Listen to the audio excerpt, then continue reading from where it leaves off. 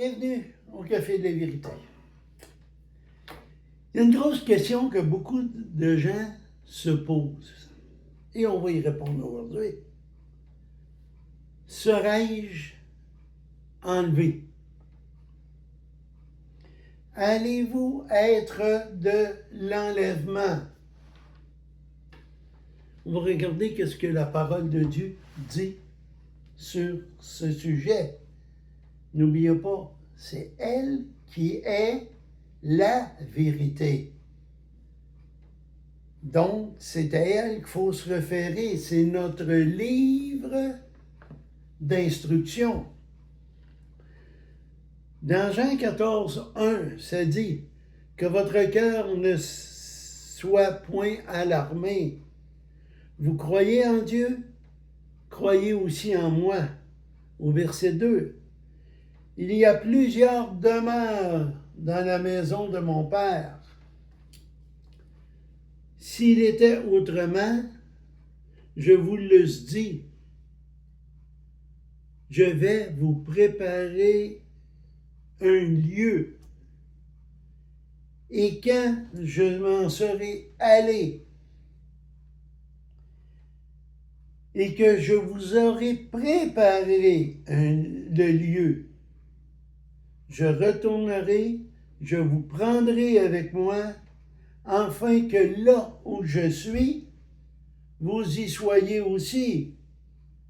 Vous le savez où je vais et vous en connaissez le chemin. Donc, oui, Jésus va revenir nous chercher et nous dit, il ne nous prépare pas des maisons pour rien. Hein? Le mot important est croyez en Dieu et en moi. C'est la première condition pour être enlevé. Il faut croire en Dieu et en Jésus. Il va nous préparer une place. Pourquoi préparer une place? Si on ne monte pas avec lui. Donc, oui. Dans 1 Thessaloniciens 4, 16, il dit, car le Seigneur lui-même, avec un cri d'exhortation et la voix d'un archange, avec la trompette de Dieu, descendra du ciel, et ceux qui sont morts en Christ ressusciteront premièrement. Puis nous, qui vivons et qui resteront, seront enlevés ensemble avec eux sur les nuées au-devant du Seigneur, en l'air. Et ainsi nous serons toujours avec le Seigneur. Le Seigneur revient, il ne revient pas sur terre. Ça se fait en deux parties, sa venue. La première, il arrête aux nuées et ceux qui croient en lui, ceux qui ont fait de lui leur Seigneur et leur Sauveur, on va le rejoindre sur les nuées. 7 ans après, il va revenir sur terre. 1 Thessaloniciens 4, 12. Afin que vous conduisiez honnêtement envers ceux du dehors et que vous n'ayez besoin de rien. Vive comme Jésus, que nos gestes soient dignes de Jésus. Ça, c'est la deuxième condition.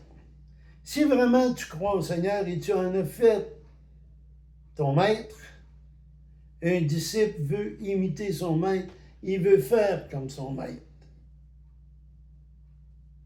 Si ta vie n'a pas changé, es-tu vraiment sauvé? Est-ce que tu crois vraiment? Si tu crois, tu vas porter des fruits, ta vie va changer. On ne doit pas faire cela ou ceci, hein? Si j'avais l'habitude d'aller aux danseuses, j'arrête d'y aller, hein? Si j'avais l'habitude d'aller au dépanneur et voler une petite tablette de chocolat, j'arrête de faire ça. Si j'avais une maîtresse et une femme, j'abandonne la maîtresse puis je m'attache à ma femme. Apocalypse 9:20 nous dit, mais le reste des hommes qui ne furent point tués par ces plaies ne se repentit pas des œuvres de leurs mains, ne point adorer les démons, les idoles d'or, d'argent, de cuivre, de pierre, de bois, hein, les petites Saintes Vierges, les petits Bouddhas, Krishna, etc. Arrêtez d'adorer ça et briser ces idoles. Eux qui ne peuvent pas voir ni marcher. Ils ne se repentent point ainsi de leur meurtre, ni leur empoisonnement, ni leur impudicité, ni de leur larcin. Si vraiment tu crois en Dieu et tu crois en Jésus, tu n'as pas besoin de rien de ça. Et ça n'est pas le chemin. Le chemin, c'est Jésus. Croire que Jésus est le seul chemin et le seul médiateur. Jean 14:6, comme j'ai ici en arrière de moi, Jésus a dit, je suis le chemin, la vérité et la vie. Nul ne vient au Père que par moi. C'est la condition. Il faut croire qu'il y a lui seul. Il n'existe pas de médiatrice. Tu ne pries pas les morts, tu ne pries pas autre Dieu. Tu t'adresses à Dieu directement par le chemin qui est Jésus. 1 Timothée 2:5 nous dit, car il n'y a qu'un seul Dieu, qu'un seul médiateur entre Dieu et nous les hommes. Puis l'homme, Jésus-Christ, fait homme. Matthieu 28:19 nous dit, allez par toutes les nations, faites des disciples, baptisez-les au nom du Père, du Fils et du Saint-Esprit. Être un disciple, comme j'ai dit tantôt, c'est vouloir faire comme notre Maître. Essayer de vivre le mieux qu'on peut. Oui, on a toujours un côté humain, il n'y a rien qui dit qu'on ne pêchera pas. Mais on essaie d'être différent du monde. Notre Dieu n'est pas de l'or. Notre Dieu est Dieu, est le Créateur. Job 2:19 dit, tu crois qu'il n'y a qu'un seul Dieu? Tu le fais bien. Les démons le croient aussi et ils tremblent. Les démons croient qu'il y a un Dieu, mais eux ne peuvent pas être sauvés. Parce que pour être sauvé, il faut que tu crois que lui seul peut te pardonner. Il faut croire qu'il nous a donné son Fils à la croix pour qu'on soit pardonné de nos péchés. Car c'est par la grâce que vous êtes sauvés. Par le moyen de la foi, cela ne vient pas de nous, mais c'est un don de Dieu. Ce n'est point par les œuvres. Là, on est dans Éphésiens 2:8 ici. Afin que personne ne se glorifie. Ça ne gagne pas le ciel. Il faut que tu reconnaisses que Jésus l'a payé à 100%. Pas d'histoire de sabbat et tout ça. Jésus l'a payé à 100%. On ne fait pas des œuvres pour être sauvé. On fait des œuvres pour donner une puissance à notre témoignage. Parce qu'on veut que plus de gens possible reconnaissent qu'ils sont pécheurs et reconnaissent que Jésus est le chemin. C'est lui qui est mort pour nous. Car nous sommes un ouvrage ayant été créé en Jésus-Christ pour de bonnes œuvres que Dieu a préparées d'avance afin que nous les pratiquons.